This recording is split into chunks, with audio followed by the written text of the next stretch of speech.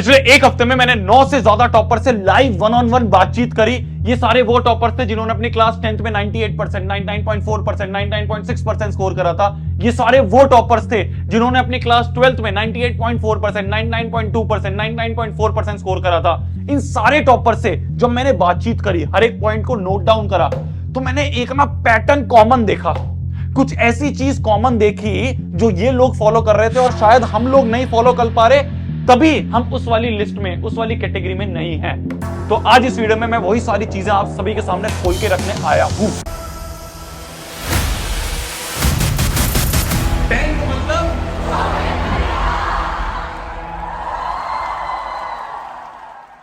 Hello everyone, this is शोभित अग्रवाल। आज की इस वीडियो में हम बात करने वाले हैं एक बहुत ही महत्वपूर्ण टॉपिक के बारे में।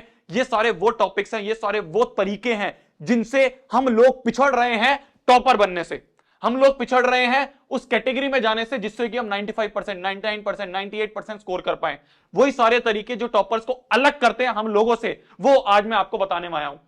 ये शायद आपको बहुत बेसिक से लगेंगे, बहुत ही कॉमन से लगेंगे। आपको लगेगा भैया यार ये पता नहीं, ये तो आप सारी वो चीजें बता रहे हैं जो हमें पता है, पर मेरी जान, इसके पीछे जो सिग्निफिकेंस है ये इतना बड़ा है जिसकी वजह से हम लोग 80-85 पे रह जाते हैं और वो बच्चे 95-98% ले आते हैं।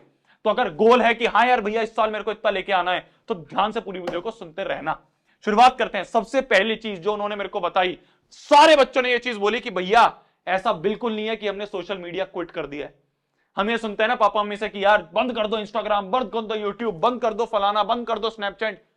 सब बच्चे यूज करते थे। हर एक topper in social media platform को यूज करता था। हर एक topper in social media platform पर एक्टिव था। मैंने उनसे पूछा क्या तुम इंस्टाग्राम चलाते हो? कहते हैं हाँ चलाते हैं। मैंने पूछा तुम नेटफ्लिक्स देखते हो? कह रहे हाँ देखते हैं। मैंने कहा तुम मूवी देखते हो? हाँ देखते हैं। लेटेस्ट कौन सी वेब सीरीज देखी, नाम पता है उन्हें? तो भैया फिर भी ये लोग कैसे इतना अच्छा कर देते हैं? उनका सिर्फ एक रीजन था, उनका सिर्फ एक इस पॉइंट पे था कि भैया जब हम जो काम करते हैं ना उस पर अपना 100% देते हैं। अगर हम इस समय टीवी देख रहे हैं तो हम पूरे टाइम पे टीवी देख रहे हैं। हम उस समय ये नहीं सोच रहे कि यार मेरे तो फिजिक्स में 3 सवाल बचे हुए हैं, अरे तो पहले वो 3 सवाल करके आप फिर टीवी देखियो। तो जिस समय जो काम कर रहे हैं भैया, हम 2 घंटे पढ़ते हैं, सिर्फ 3 घंटे पढ़ते हैं भैया दिन के, पर उन 3 घंटे में ना पूरे फोकस से सिर्फ पढ़ाई के बारे में सोचते हैं। उस समय ये नहीं सोचते कि भाई उस फलाना वेब सीरीज में आगे क्या हो रहा होगा या उस फलाना एनीमे में आगे क्या हो रहा होगा। उस समय पूरी पढ़ाई कर रहे हैं। मैं आपको लाइव एग्जांपल दे रहा हूं। मेरे जब मैं हॉस्टल में था तो एक लड़का था, नाम नहीं लूंगा मैं उसका। मैं उसको जब भी देखता था वो खेल ही रहा है, मैं उसको जब भी देखता था वो ग्राउंड में खेल रहा है, मैं उसको जब भी देखता था किसी दोस्त के रूम पे बैठा हुआ वेब सीरीज देख रहा है। फिर भी वो बच्चा टॉप बैच में था। क्यों था? उसका रीजन यही था कि वो रात में पढ़ता था, 3 घंटे के लिए पढ़ता था, सिर्फ 4 घंटे के लिए पढ़ता था, और उन 3-4 घंटे में ना ऐसा पढ़ता था कि बाकी लोग 12-12 घंटे पढ़ ले बराबरी नहीं कर सकते। तो इसलिए जिस समय पे जो काम करो, सोशल मीडिया चला रहे हो तुम, रील चलाओ यार, 4 घंटे चलाओ, पर तभी चलाना तब तुम अपना बाकी का काम निपटा के आ चुके हो। क्या मेरी बात समझ में आ रही है? दूसरी चीज, मैक्सिमम चीजें जो है, मैक्सिमम जो थे उनका फिक्स्ड रूटीन था। मैक्सिमम बच्चों का फिक्स्ड रूटीन था। उनका ऐसा नहीं था कि जब मन कर रहा है जब उठ रहे हैं, जब मन कर रहा है जब ये काम कर रहे हैं, जब मन कर रहा है वो काम कर रहे हैं। रूटीन से मेरा मतलब ये नहीं है कि उनका फिक्स टाइम टेबल था। टाइम टेबल किसी का फॉलो नहीं होता कि 3 बजे करेंगे, 4 बजे करेंगे, 5 बजे करेंगे, किसी का फॉलो नहीं होता। फिक्स्ड रूटीन का मतलब ये है कि भाई एक फ्रेश मॉर्निंग है मेरी, जो मॉर्निंग है उसमें उठते ही मैं फोन नहीं उठा रहा हूं। मैक्सिमम बच्चों ने बोला था भैया सबसे बड़ी गलती ये होती है कि हम उठते ही क्या करते हैं, एक डोपामीन का स्पाइक ले लेते हैं। उठते ही हम रील देख लेते हैं, उठते ही हम कोई एक गाना सुन लेते हैं, उठते ही हम कुछ ना कुछ कर लेते हैं, फोन देखने लग जाते हैं। उससे क्या होता है, शुरुआत में हमारा डोपामीन बहुत ऊपर हो गया। तो इसलिए फ्रेश मॉर्निंग रखेंगे। शुरू में कोई भी ऐसा 1 घंटे तक फोन वोन नहीं चलाना। दूसरी चीज भैया, आफ्टरनून में हम हमेशा नैप लेते थे। ये होते हैं फिक्स रूटीन। कुछ ऐसी चीजें वो रेगुलरली करते थे। आफ्टरनून में स्कूल से आ गए, स्कूल से आने के बाद आधे घंटे सो गए। इससे क्या हुआ, वापस से रिचार्ज हो गए। अब आगे का जो पूरा दिन है उसमें उन्हें नींद नहीं आएंगी, उसमें उन्हें थकान नहीं होगी कि भाई जितनी भी थकान थी आधे घंटे के नैप से हट गई। तीसरी चीज, सबसे पहली चीजें जो है वो इंपॉर्टेंट वाली खत्म करते थे। ये नहीं कि स्कूल से आए और पहले स्कूल का होमवर्क छापना शुरू कर दिया। अरे अभी तेरा दिमाग बिल्कुल फ्रेश है, अभी तो बिल्कुल आफ्टरनून नैप से उठा है, अभी तू वो काम कर सकता है जिसमें तेरे को दिमाग लगाने का नीड है। तू क्वेश्चन सॉल्व कर सकता है, तू डीपीपी सॉल्व कर सकता है, तू केमिस्ट्री के रिएक्शंस याद कर सकता है, तू क्वेश्चंस को, न्यूमेरिकल्स को सॉल्व कर सकता है, तू चीजों को याद कर सकता है। इस समय में तू बैठ के स्कूल का होमवर्क कर रहा है, फिर तेरे 8 बज जाते हैं, 8 बजे तू सोचता है कि अब मैं बैठ के मैथ्स के क्वेश्चन सॉल्व करूंगा। अरे तू वैसे ही थक गया। तो प्रोडक्टिव टाइम में प्रोडक्टिव काम करो। अनप्रोडक्टिव टाइम, जब नींद आ रही है उस समय वो काम करो, जब स्कूल प्रोजेक्ट वगैरह और कॉपियां खत्म करनी होती हैं। तो ये एक फिक्स्ड रूटीन बना रखा है। फ्रेश शुरुआत करेंगे, स्कूल जाएंगे, स्कूल से आती एक नैप लेंगे, नैप लेने के बाद सबसे पहले वो काम करेंगे जो सबसे ज्यादा प्रायोरिटी वाला है। जब वो खत्म हो जाएगा, चाहे वो 8 बजे, 9 बजे, 10 बजे, आराम से खाना वाना खाएंगे, टीवी भी देखेंगे, उसके बाद अपना स्कूल का जो छापने वाला काम है वो कर लेंगे। क्या मेरी बात समझ में आ रही है? तीसरी चीज, ये सभी को पता है, मैंने 100 बार बोल रखा है, सब लोग तुम्हें बोलते हैं 100 बुक्स फॉलो मत करो, कोई एक बुक फॉलो करो। हमारी दिक्कत ये होती है, भैया यार मेरा जो फलाना दोस्त है उसने तो ये बुक ले ली है, क्या अच्छी है भैया, मेरे फलाना दोस्त है तो भैया ये बुक कर रहा है, वो तो भैया आरएस भी कर रहा है, वो तो आरडी भी कर रहा है, भैया उसने तो एग्जाम्पलर भी कर ली, उसने तो ये फलाना बुक भी कर ली, भैया वो तो ये 100 चीजें सोचते हैं हम कि भाई वो सब चीज कर रहा है, मेरे को भी वो करनी है ना।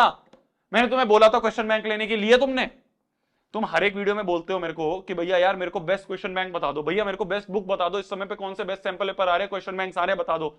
बताया था मैं पिछली वीडियो में, लिए तुमने? क्यों? क्योंकि हम इस पे भरोसा नहीं करते, हम बाकी और 100 लोगों पे भरोसा करते हैं। अरे मेरी जान 5 साल हो चुके हैं, 5 साल पे मैंने लाखों ऐसे बच्चे देख रखे हैं जिन्होंने 95%, 98% फोड़ रखे हैं। उन सब बच्चों में एक कॉमन था कि वो 100 बुक्स नहीं फॉलो करते थे। उन सबको भी मैंने उस साल का जो बेस्ट क्वेश्चन बैंक था वो उठा के बताया था, उन्होंने ट्रस्ट करा, उसको खरीदा और उसको पूरा करा।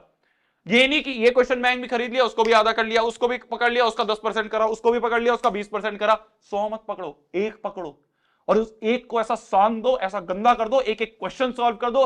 किसी क्वेश्चन पे गोला नहीं होना चाहिए कि भाई साहब उस क्वेश्चन बैंक का या उस फलाना बुक का कोई भी सवाल तुम्हें ऐसा ना हो कि नहीं आता। फिर बोल रहा हूं, लास्ट ईयर भी मैंने बताया था, इस साल में बता रहा हूं, ओसवाल के क्वेश्चन बैंक्स, ओसवाल बुक्स मेरे पास सामने बहुत सारी रखी हैं, क्योंकि मैं हर साल लेके आ जाता हूं। पिछली वीडियो में भी मैंने तुम्हें दिखाएगा, इस वीडियो में मैं दिखा देता हूं। तो इनकी बहुत सारी बुक्स हैं, क्लास 10th वाली अभी शायद यहाँ नहीं है, ये रही क्लास 10th की भी, ये रही है ना, ये यहाँ पे अभी मेरे पास इंग्लिश की रखी हुई है, बाकी मेरे पास क्लास 9th वगैरह की भी रखी है। तो ये जो ओसवाल की बुक्स हैं मेरे हिसाब से सबसे बेस्ट हैं, ठीक है, मैं अपना ऑनेस्ट रिव्यू दे रहा हूं। मैंने सारी बुक्स देख रखी हैं, वहां मेरे पास अलमारी में सारी पड़ी हुई हैं, जितने भी पब्लिशर आते हैं। तो तुम्हारा काम नहीं है सारी खरीदना, मेरा काम है जितनी आ रही है वो सारी खरीदना, और उसमें से जो बेस्ट है वो तुम्हें बताना। तो एक बुक खरीदो और उस एक को ऐसा कर दो ना कि भाई साहब आपको एक एक क्वेश्चन आता है। क्योंकि एनसीईआरटी से क्या होगा, एनसीईआरटी से तुम्हारे बेसिक बेसिक थ्योरी सवाल, ऐसे सवाल जो बहुत घिसे पिटे हो चुके हैं, बहुत बार सीबीएसई ने पूछ लिए, वो पढ़े होंगे। ये ऐसी बुक्स है जिनमें तुम्हारे कॉम्पिटेंसी बेस्ड सवाल हो गए, ऐसे सवाल हो गए जो नए पैटर्न के हैं, वो तुम्हें यहां से करने को मिलेंगे। तो इसलिए 100 मत फॉलो करो, एक उठाओ, एक खरीदो। अगर नहीं खरीदे अभी तक, तुम कहीं से भी खरीद सकते हो यार, स्टेशनरी से, अमेजोन से खरीदना है वो लिंक दे दूंगा, खरीद के उसको पूरा सॉल्व करो। नहीं तुम्हारा मास्टर तक सॉल्व करता है यार बैठ के, शर्म आनी चाहिए तुम्हें। तुम्हारा मास्टर तक बैठ के मैथ्स की एक एक क्वेश्चन सॉल्व करता है। मैं मैथ्स का टीचर हूं तो मैथ्स से करूंगा। अगर मैं सॉल्व कर रहा हूं, मेरे को इतना एक्सपीरियंस है, तब भी मैं नए नए सवाल सॉल्व कर रहा हूं जिससे मेरे को पता चले क्या नया पढ़ाना है बैच में। तुम्हें भी करना चाहिए ना। क्या मेरी बात समझ में आ रही है? चौथी चीज, डिफिकल्ट टॉपिक। बहुत बहुत ज्यादा दिक्कतें आती है हमें इस चीज में कि भैया यार ये टॉपिक बहुत डिफिकल्ट है, या इस तरह के क्वेश्चन बहुत डिफिकल्ट है, इनको कैसे टैकल करें, ये हमें नहीं समझ में आता। भैया एक फिजिक्स का ये पर्टिकुलर न्यूमेरिकल है, ये समझ नहीं आता, इसको कैसे करें। इसका एक बहुत प्यारा हैक जो है, जो मेरे को टॉपर से पता चला, वो बताता हूं। देखो मान लो कोई एक फॉर्मूला है, जिस फॉर्मूले के तुमसे सवाल नहीं हो पाते, ठीक है, जैसे ट्रिग्नोमेट्री का मान लो तुम क्यूब रूट वाले सवाल होते हैं, वो पावर 4 वाले सवाल होते हैं ना, है ना, क्योंकि ऐसे क्वेश्चन होते हैं जिनमें क्यूब रूट होता है, 4 पावर 4 होते हैं, पावर 6 वाले सवाल होते हैं, पावर 9 वाले सवाल होते हैं। ऐसे सवालों में मान लो तुम अटक रहे हो, तो बच्चे बता रहे थे भैया रादर देन हम उनको भूल जाए और सोचे कि हो जाएगा, हम उस तरह के 10 सवाल सॉल्व कर देते। क्या करते थे हम? उस तरह के सेम टाइप के 10 क्वेश्चन सॉल्व करो। अगर तुमने उस सेम टाइप के 10 क्वेश्चन सॉल्व कर लिए तो तुम्हारा वो टॉपिक स्ट्रांग हो जाएगा, क्योंकि तुम्हें पता है कि अब इसको अप्रोच कैसे करना है। मान लो फिजिक्स का एक न्यूमेरिकल है, मान लो लेंस फार्मूला है, मिरर फार्मूला है, उसके सवाल तुम हमेशा अटकता है, तुम्हें मैग्निफिकेशन वाले सवाल हमेशा अटकते हैं। तो भाई साहब 10 सवाल ढूंढो। बुक ले रखी है तुमने? बुक ले रखी है। इसमें से वो 10 सवाल ढूंढो जो उस टॉपिक के हैं, और उन 10 सवाल को बैठ के एक बार करो। 1 घंटा लगेगा। पर ये जो डिफिकल्ट टॉपिक है ना, ये डिफिकल्ट टॉपिक तुम्हारे इजीएस्ट टॉपिक में आ जाएगा। वो टॉपिक जो और बच्चों को मुश्किल लगते हैं, वो टॉपिक तुम्हारे इजी हो जाएंगे। क्यों? क्योंकि तुमने सेम टाइप के 10 सवाल कर लिए। अब तुम्हारे पास 100 सवाल डाल देना कोई, तब भी तुम नहीं डरोगे। तो ये एक हैक है जो तुम्हें यूज करना चाहिए। कोई भी टॉपिक देखो, जो इजी है वो तो तुम कर ही दोगे, अगर तुमने डिफिकल्ट को भी इजी में कन्वर्ट कर लिया, फोड़ दोगे। क्या मेरी बात समझ में आ रही है? स्टार मार्क बहुत ज्यादा जरूरी है क्वेश्चंस को करना। तुम ये सोचते हो कि भैया यार आखिरी जब टाइम आएगा ना, मैं तुम्हें फिर बता रहा हूं, मैक्सिमम बच्चे रो रहे होते हैं, तुम अपने बैचमेट देखोगे रो रहे होते हैं कि भैया आखिरी टाइम पे इतनी सारी बुक है, इतने सारे एनसीईआरटी के सवाल है, कैसे करें। उस समय पे सारे नहीं करने होते। अभी तुम सारे कर रहे हो, जो जो तुम्हें डिफिकल्ट लग रहे हैं, जो जो तुम्हें ऐसे लग रहे हैं ट्रिकी हैं, उनको स्टार मार्क कर दो। वही स्टार मार्क वाले बस आखिरी में करना। इसे कहते हैं स्मार्ट वर्क। बच्चे क्या करते हैं, पूरी बुक उठाएंगे, सारे के सारे क्वेश्चन बैंक जो एक बार कर लिए उसको वापस से पूरा उठाएंगे और वापस से पूरा करेंगे। अरे मेरी जान, एक बार कर लिया है, अब उसमें जो स्टार मार्क थे बस उस वाले को करके जा। पर दिक्कत क्या होती है, हम उस समय स्टार मार्क नहीं करते जब कर रहे होते हैं। तो इसलिए अभी से ही इस बात की हैबिट बना लो, कोई भी क्वेश्चन है जो नहीं होता, जो डिफिकल्ट लगता है, जो ऐसा लग रहा है तुम्हें ट्रिकी है, स्टार मार्क कर लो और सिर्फ आखिरी में वही सारे करके जाओगे। Do not skip a single test और अ सिंगल पेपर। हम क्या सोचते हैं, अरे भैया क्या यार पीरियोडिक टेस्ट ही तो है, छोड़ दो क्या होगा, अरे भैया क्या हो गया। बच्चे, मेरे को एक राजस्थान का टॉपर था, 98.6% थे उसके। उस बच्चे ने मेरे को बताया, भैया बच्चे तो टेस्ट छोड़ते थे, मैं पैसे देके टेस्ट सीरीज खरीदता था, क्योंकि मेरे को ये चीज समझ में आ गई थी कि ये जो टेस्ट है, ये जो एग्जाम्स हैं, इनकी अहमियत बहुत बड़ी है। ये एक ऐसी चीज है जिससे हमें पता चलता है कि हम कहां स्टैंड कर रहे हैं। इससे हमें पता चलता है कि कैसे कौन से टॉपिक है जहां पे हम एग्जाम में जाके अटकते हैं। कई ऐसे भी टॉपिक्स होंगे मेरी जान जो तुम घर पे तो कर रहे होगे, पर जब एग्जाम का टाइम आएगा तुम उस टॉपिक को तुम नहीं कर पाओगे। वो कैसे पता चलेगा, ये रेगुलर एग्जाम देके। बोर्ड एग्जाम तुम्हारी फाइनल रणभूमि है। अभी जितने भी एग्जाम है ये तुम्हारी प्रैक्टिस है उस फाइनल रणभूमि के लिए। तो इसलिए अभी जितने भी एग्जाम है उनको दो, उस पर एनालाइज करो, एक भी एग्जाम छोड़ो मत। सारे एग्जाम देने, हमें सारे एग्जाम देने हैं। बच्चे तो पैसे देके टेस्ट सीरीज खरीदते हैं, तब देते हैं जिससे एनालाइज कर पाए कि कहां गलती हो रही है, फिर उस गलती को आखिरी बोर्ड के एग्जाम में नहीं रिपीट करेंगे। क्या मेरी बात समझ में आ रही है? तो ये सारी छोटी छोटी चीजें थी मेरी जान, पर यही छोटे छोटे अंतर जो है ना, वही डिफरेंस है कि हम जो लोग हैं, हम एवरेज में ही रह गए 80 85 90% में, और वो बच्चे 98 99 ले आते हैं। वो कोई अलग नहीं है, हम में से ये एक है, बस वो इन चीज को ना कंसिस्टेंटली और एक डिसिप्लिन के साथ फॉलो करते हैं। आधा साल रह गया, अगर तुम फॉलो करना शुरू कर दोगे तो फोड़ के आओगे। तब तक के लिए भाई पढ़ना है, फोड़ना है, कहर मचा देना, आग लगा देनी है। आई होप सारी चीज समझ में आई होंगी। मेरी तरफ से कोई और चीज चाहिए हो नीचे कमेंट सेक्शन में लिख देना। शोभित भैया तुम्हारे साथ 24/7 खड़े हैं, फोड़ के आओ, ठीक है, फोड़ के आओ। बाय बाय, गुड नाइट, जाओ, चलो बंद कर लो वीडियो, पढ़ाई कर लो, बाय बाय बाय, जाओ बाय।